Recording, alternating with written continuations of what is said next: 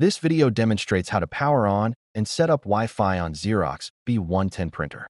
Ensure the power cord is connected to the printer and an electrical outlet.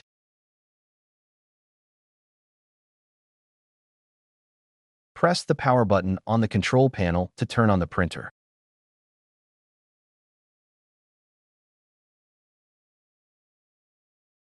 The machine status light changes from blinking to solid green.